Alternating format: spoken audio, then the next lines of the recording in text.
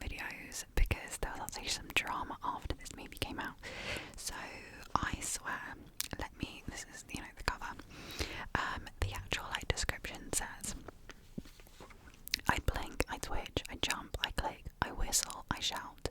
Inspired by the life of John Davidson, charting his journey from a misunderstood teenager in the 1980s. In 1980s Britain to the present-day advocate for the understanding and acceptance of Tourette syndrome. Diagnosed age 15, John navigates his way through the troubled teenage years and into adulthood, finding inspiration in the kindness of others to discover his true purpose in life. I really struggle to read that because my cat has just come to say hello, if you can hear her purring. I thought this movie was phenomenal. I rated this 4 out of 5 stars. I don't know why I didn't rate it 5 stars. I just tend not to rate something 5 stars unless it gives me that 5-star feeling. Maybe I would rate it like 4.5 because I don't know what I would change about it. But it just didn't give me that 5-star feeling. It's such a great movie based around this guy's life. He has Tourette's.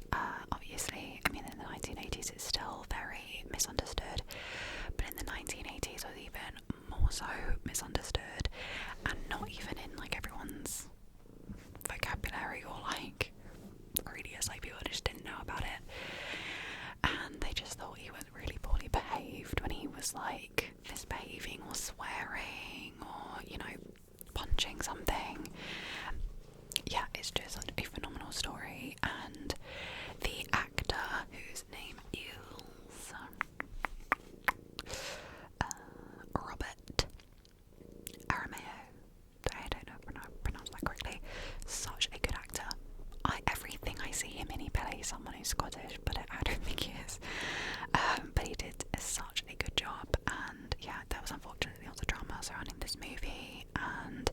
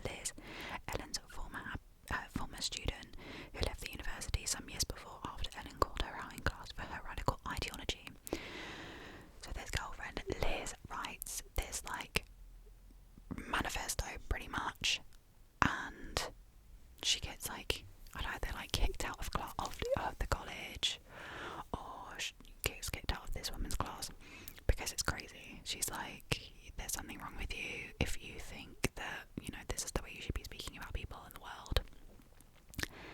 Then this girl publishes it publicly, and it basically becomes like the Bible to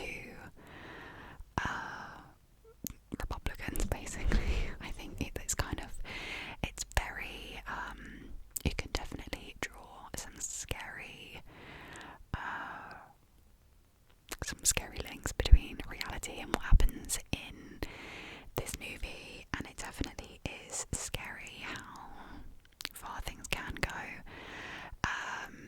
But I mean, I did definitely find it very interesting. It took a journey that I wasn't expecting. I ended up rating it 2 stars. So like, I felt it was good within the first half, maybe, and then I just think the rest of it, I just felt was kind of like unnecessary, and I didn't really, not much was really happening, and it made me angry. And at the end, you're like, oh, what? I was kind of finished it, and I was like, what did I just watch? So it was okay. I wouldn't rush to go and see it I wouldn't rush to watch it, even if you're into like dystopian political minded stuff. It's not the best movie I've seen in that field. Next, really random, I watched Zootopia / Zootropolis, depending on what country you're in, too. Again, I guess it's the second movie, so I guess I can't really say too much about it, but Zootopia / Zootropolis is basically, it's a cartoon, it's a Disney movie. It's set in a world of animals and they talk, but it's fascinating. The main plot follows Judy Hopps, who's this like cute girl bunny, and Nick Wilder, I think might be his name, who's a boy fox, and they enemies in the first movie, and they end up having to work together in the police, and yeah, they were that, basically that's all I can say. But I thought it was pretty good. I rated it 3 out of 5 stars, which for a sequel, especially like a kid's sequel where you think, does there really need to be a second movie to this? The answer quite often is no. But I liked it so much. I watched it twice. I watched it once by myself, just off my own back, and then I said to my dad, like, my dad likes a cartoon movie, but he normally waits for me to tell him to watch something so he can watch it with me, so he feels less weird, I guess. And then I watched it with him, and he also enjoyed it, so would recommend. Honestly, it was a pretty good sequel. And then another movie, huge movie that I watched recently, was The Housemaid. Obviously, this is based on the book by, what is her name? by I want to say Alice Feeney, but that's a different author. The Housemaid by Frida McFadden. There we go. Housemaid by Frida McFadden. I'd read this book before, but I listened to the audiobook. I thought it was okay. I definitely wouldn't have raved about it like other people did. But yes, The Housemaid. It stars Sydney Sweeney, Amanda Seyfried. Is that how you say her name? Thinking maybe. Brandon Skenler, who was in another one of Colleen. I don't know why I just said another Colleen Hoover, because this wasn't Colleen Hoover. He was in another book adaptation. He was in Colleen Hoover's It Ends With Us as Atlas Corrigan. I don't know the rest of his name right either. And yeah, basically, it's good. Okay, I rated this 3 stars. I actually think I preferred the movie to the book. I think the book took too much of my time, whereas this is like 2 hours. It's quick, it's easy, it's done. I actually also recommended this to my dad and my stepmom. They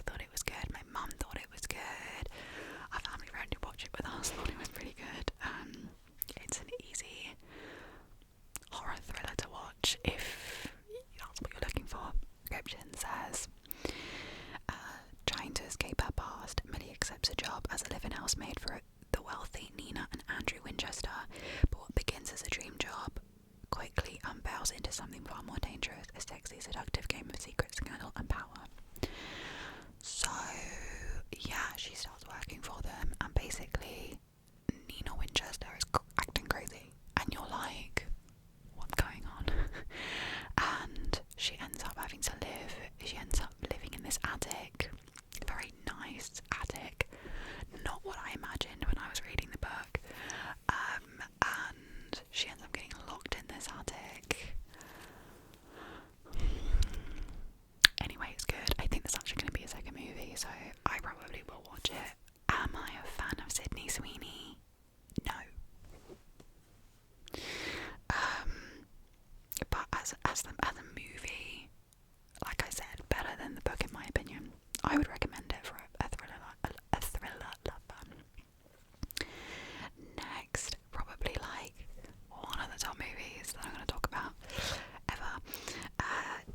No, I didn't love it that much, but this was another book to movie adaptation, and it is People We Meet on Vacation, which was originally written by Emily Henry. I can't believe I've not spoken about this before. Maybe I have. So this stars Emily Bader, I think it's Emily Bader, and Tom Blythe. Love that man. And I'll read the description. It says, puppies of free spirit, Alex loves a plan. After years of summer vacations, these polar opposite pals wonder if they could be a perfect romantic match. Again, I read this book before I watched the movie, and I think again I would say that the movie was better than the book. I think similar to like what I was going to say about Frida McFadden's book, like I just kind of felt like, I don't know, people like really hype up Emily Henry's books in general, and so it didn't live up to my expectations when I read the book basically, but I liked it. I thought it was good enough, and I was excited to watch the movie. I loved the opening of the book, and I was excited to see that in the movie, and then they changed it. I would actually say that the movie is more inspired by the book. I'd say they changed quite a bit. I mean, at the end of the day, it's a romance, right? Like, they can't really change what ends up happening. But this is such a feel-good movie. It's colourful, like literally colourful. The soundtrack is amazing. I don't think you could watch this movie and not feel good vibes. I really ended up liking it. I actually rated it 4 stars, but I'm thinking, why didn't I give it at least 4.5? Maybe even 5, because when I think about it, I get a 5-star feeling. So maybe it was a 5-star. Yeah, it's a basic summer rom-com, and it's so cute. I think I'm gonna watch it again tonight now that I'm talking about it. I loved it. Next one I watched very recently, literally the other day, and it was Wuthering Heights. Wuthering Heights. Obviously a very controversial movie again, because Wuthering Heights is such a famous book, and I will say there is a reason that the title for this book, this movie, is in quotation marks. Like, it's not actually Wuthering Heights, it's like the fantasy romanticized version of Wuthering Heights, which then you would say, is it even Wuthering Heights? Like, should they even use that title? Probably not, to be honest. Honestly, the main thing I liked about this was Jacob Elordi. I love that man, I really do. Do I think Heathcliff should have been a white man? No.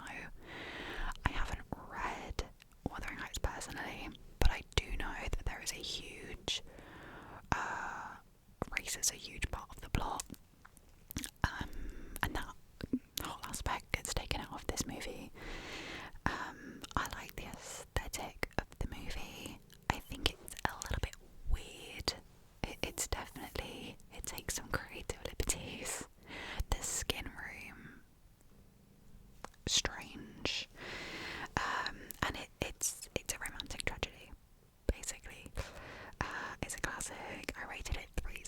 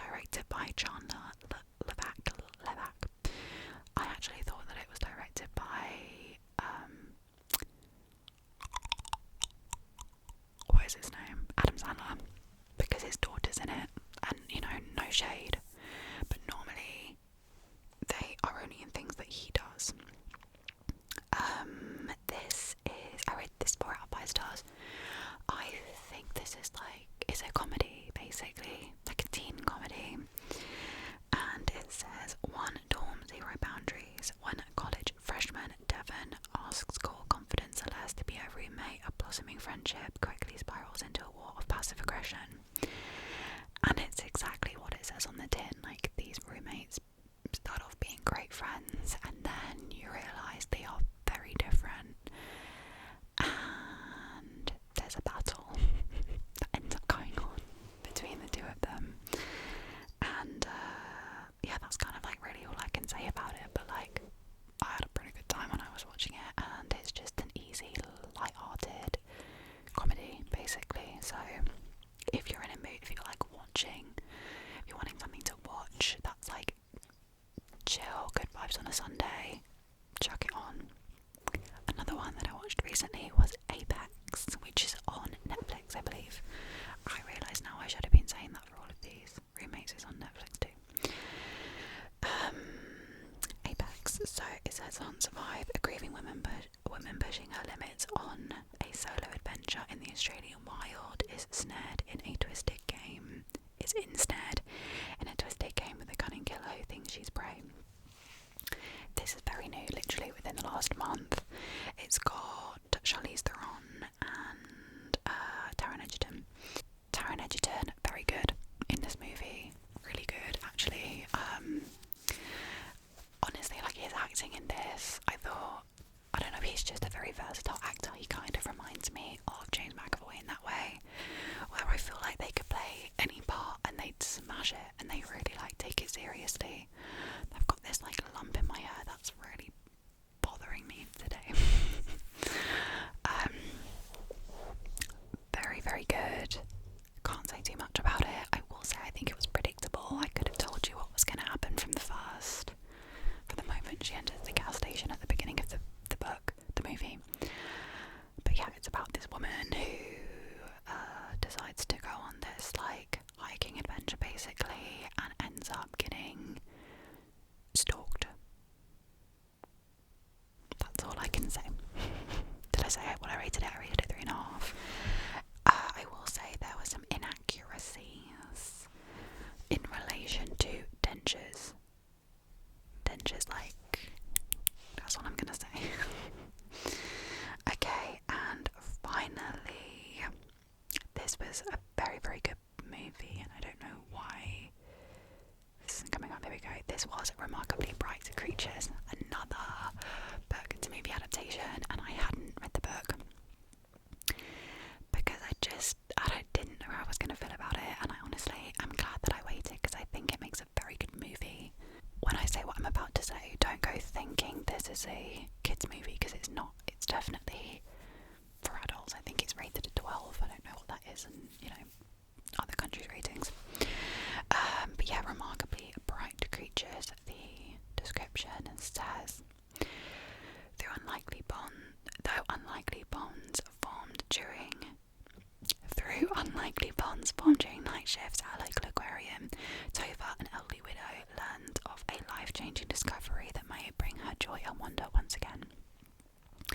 Such a cute movie. I will say I predicted the ending, but that's okay.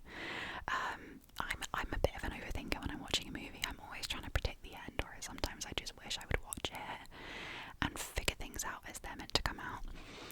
I rated this movie 4.5 stars. Again, I'm like, I need to be a bit more lenient with my ratings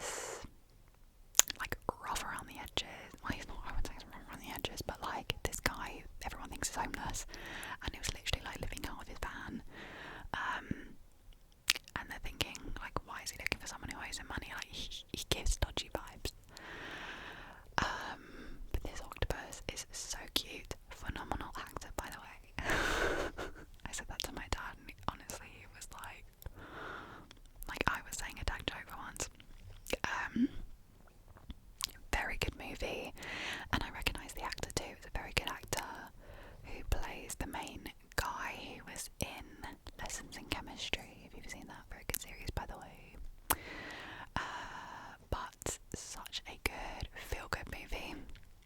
It's kind of like deep, actually, for a movie about an octopus friendship. It's pretty deep, and I'd really watch it. I've told my grandma to watch it.